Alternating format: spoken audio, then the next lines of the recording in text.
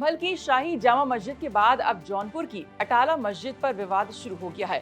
हिंदू पक्ष का कहना है कि यहां अटाला देवी मंदिर था और अब ये मामला इलाहाबाद हाई कोर्ट तक पहुंच चुका है।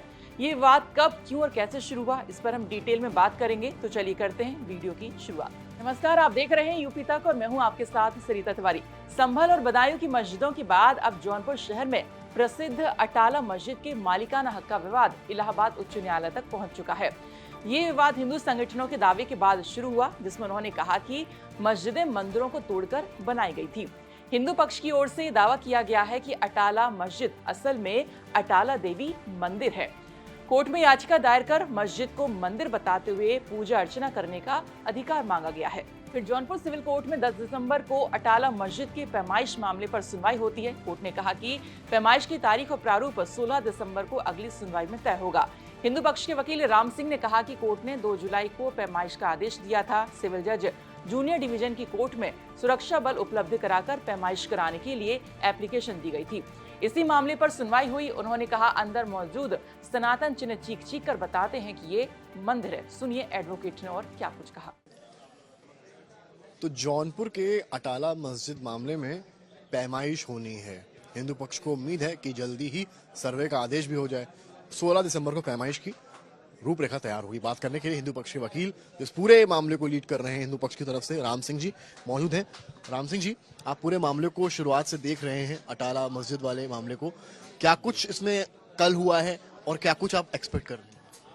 इसमें माननीय न्यायालय का पूर्व का आदेश पैमाइश के संबंध में जुलाई 2024 में पारित हुआ था।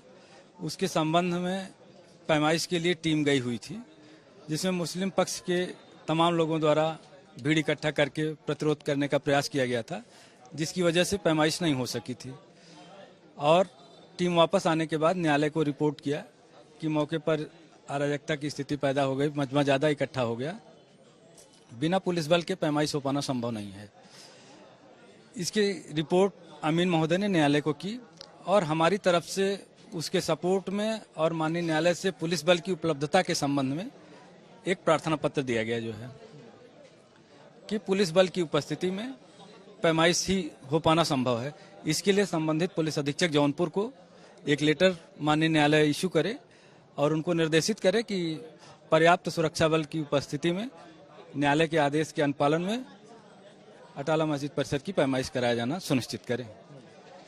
यही प्रक्रिया इस समय माननीय न्यायालय की है। इसी पर कल सुनवाई हुई और माननीय न्यायालय ने 16 दिसंबर की तिथि नियत की है इस संबंध में कि कैसे क्या टीम होगी, क्या पैमाइश होगी, कब होगी, किस तरह से होगी, इसकी सारी रूपरेखा माननीय न्यायालय द्वारा 16 दिसंबर को तय की जाएगी। हिंदू पक्ष ने स्वराज वाहिनी एसोसिएशन के प्रतिनिधि संतोष कुमार मिश्रा के माध्यम से जौनपुर की सिविल कोर्ट में याचिका दायर की थी। इसमें 14वीं शताब्दी की संपत्ति को अटाला देवी मंदिर घोषित करने और सनातन धर्म के अनुयायियों को वहां पूजा अर्चना की अधिकार की मांग इसमें की गई है।